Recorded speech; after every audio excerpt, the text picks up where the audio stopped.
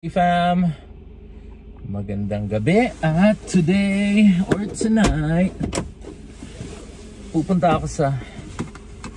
ako sa downtown to meet up with my office mates kasi ito yung Christmas party namin, in a sense, a celebration for Christmas. Our company kasi is based in Vancouver and then mga 5 kami ditong nasa Calgary.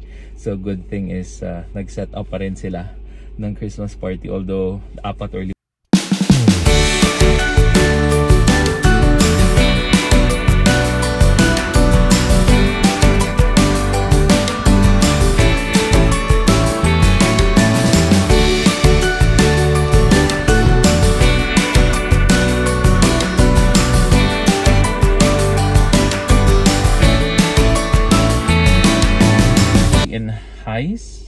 Hayes Steakhouse or Hayes Steakhouse in downtown Calgary, and it's gonna be around 30 minutes of drive.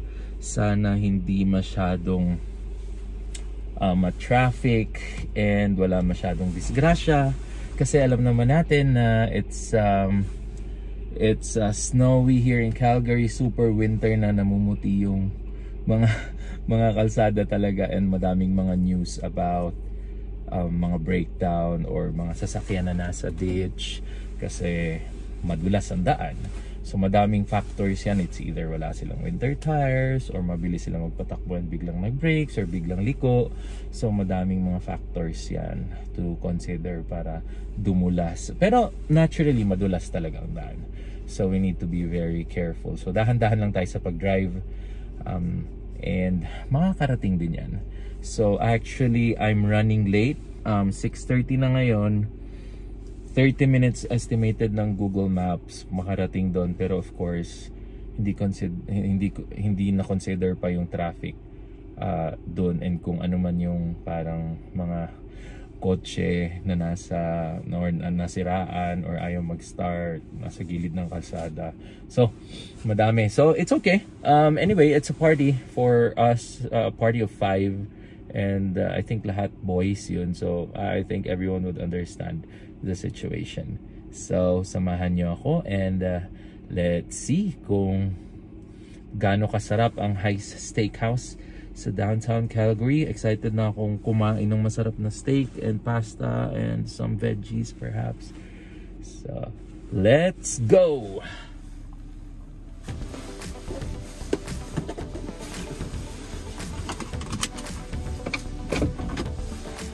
Okay, let's go! Samahan niyo ako.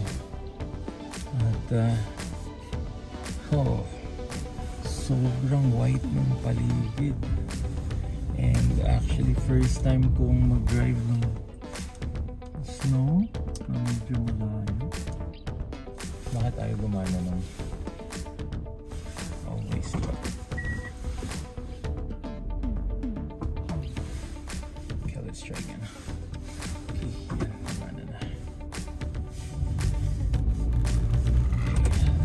Go.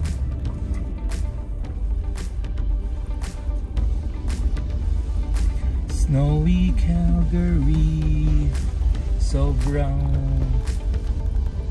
winter wonderland kung tawagin natin, kasi syempre sa Pilipinas di naman tayo nag-experience ng snow, so this is wonderland for us.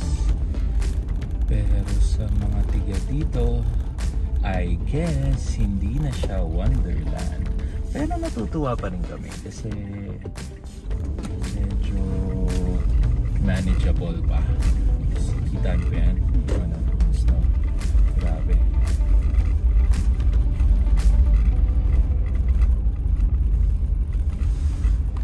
Yun.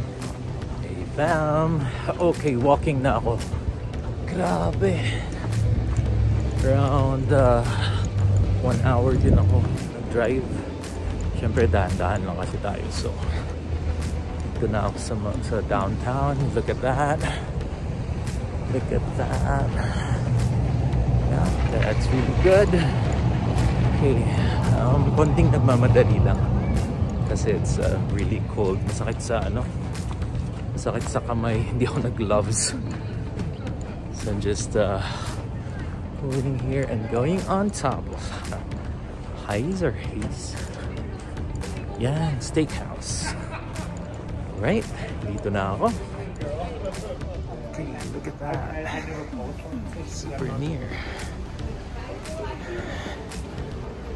Dito na ako. Then, let's just see.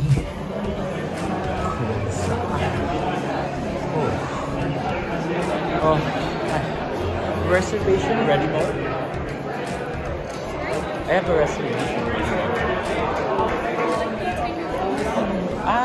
No, it's fine. It's okay. Okay, later, fam. Okay, drinks and appetizer. This is my dinner. Laki ng steaks.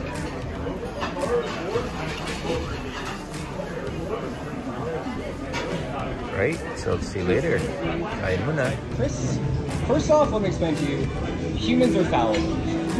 And now let's work our way down to the specific problem. How many tangents do you go off of in those conversations? This is very high risk. Chocolate. Vanilla ice cream.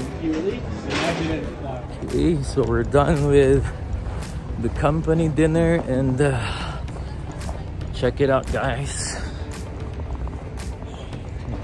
Snow. So I need to remove all the snow from here. Okay, let's start. Let down. Okay. Lambot pa. So mabilis lang siyang tanggalin. Oh, no.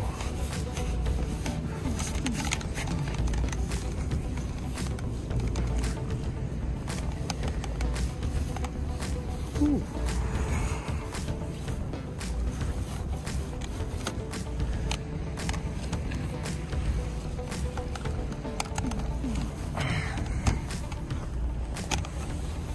Talaga sa kabila.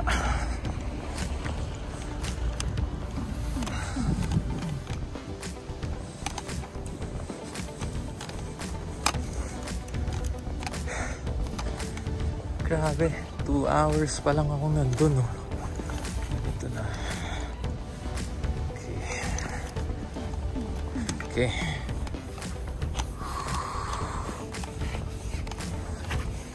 Hindi naman siya naligas, so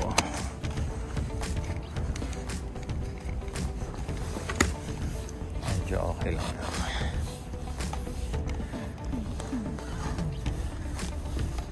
Tanggal yan mamaya.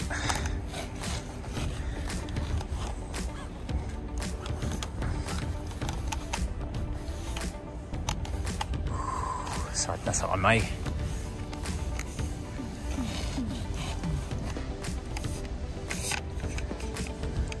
Let's try this.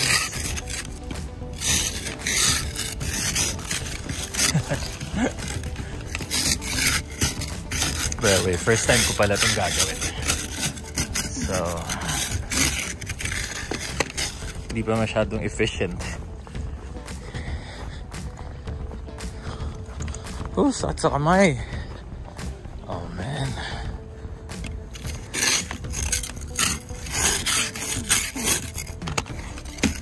Sabi nag-yelo talaga. Umidikit. Okay. First time in downtown again after summer. And then ganito.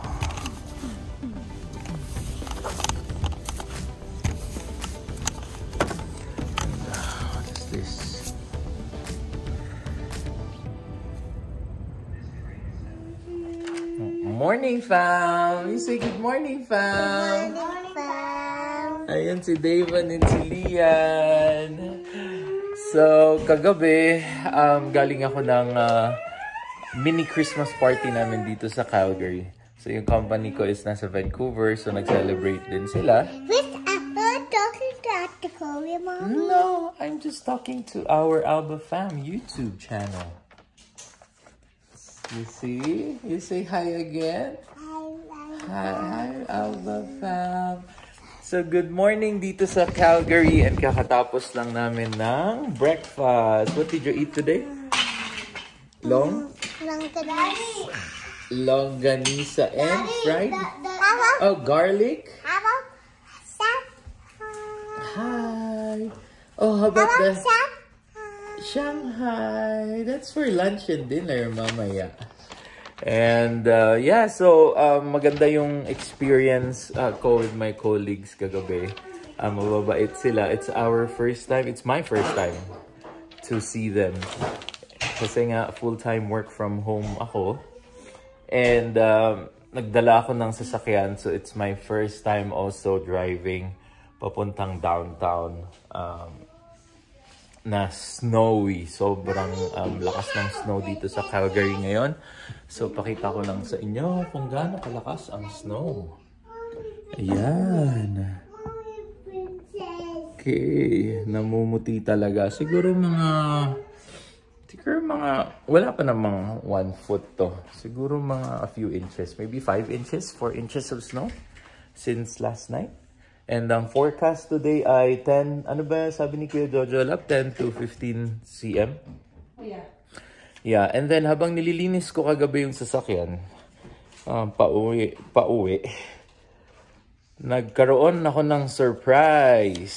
Tadadadadadad! So, nagpark ako kagabi.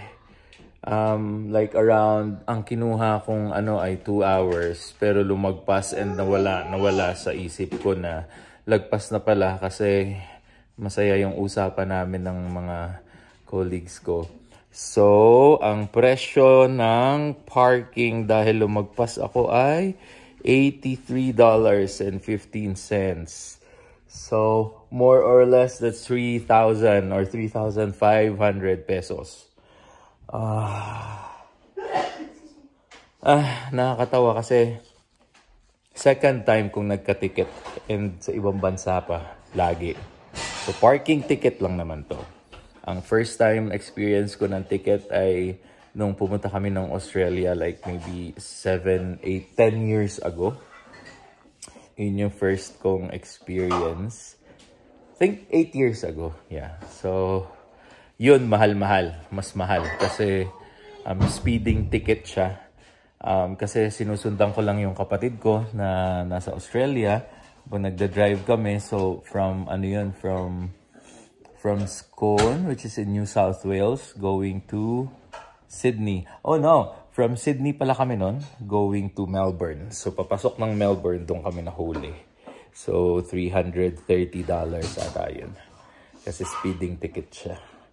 So, well, ganun talaga. Nakakatawa lang kasi first time kong pumunta ng downtown driving and nagsusnow and medyo kinakabahan and very careful. And then, ayun, nagkaroon pa ako ng ticket. $83.15 in Canadian. So, later, punong-puno ang activities ng Alba Fam Bam. Where are we going mamaya, Lian? Oh, that's Mommy Fam. Where are we going mamaya? That's done. Mom. Ate Chloe's house. But before that, we're going to Ate Chloe's flea market. We're going to support them, okay?